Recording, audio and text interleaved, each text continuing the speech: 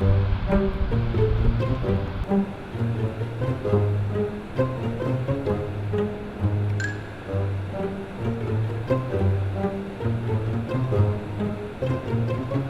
Alberta has a water crisis because we have a growing population, growing industry, particularly the oil and gas industry, and the headwaters are reducing.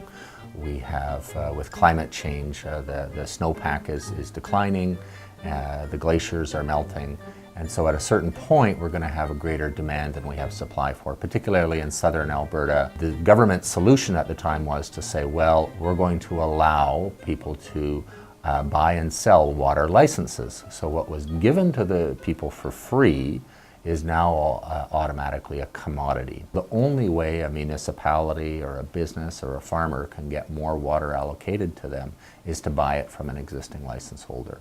And so that's incredibly profitable for all those people who have been given water licenses historically for free.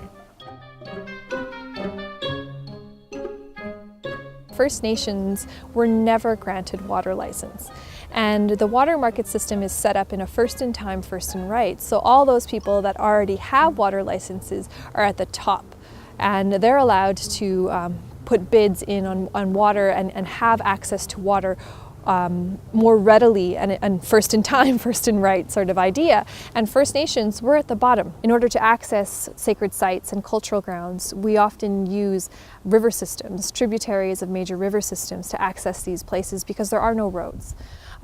We need certain water flows, so baseline water flows for the conservation of certain types of fish and marine animals. These ecosystems all rely on certain quantities of water, baseline water flows, and those are not being taken into consideration when we're talking about building these water markets.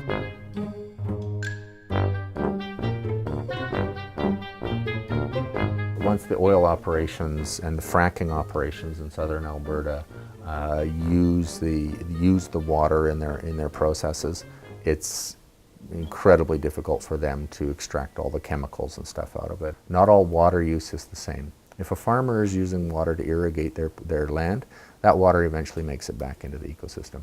Municipalities the same way. They clean the water, they put it back in the ecosystem, but the energy industry is wanting access to water even though they're not returning that water to the ecosystem.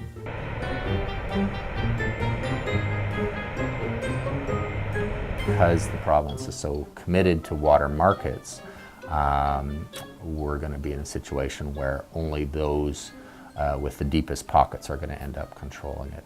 We have a conservative government here who has this philosophy that the way to resolve issues is not to figure out how to do it in the public interest, but really to turn it over to a market. And it's up to us to push back on these governments to ensure that our rights and our needs are being addressed.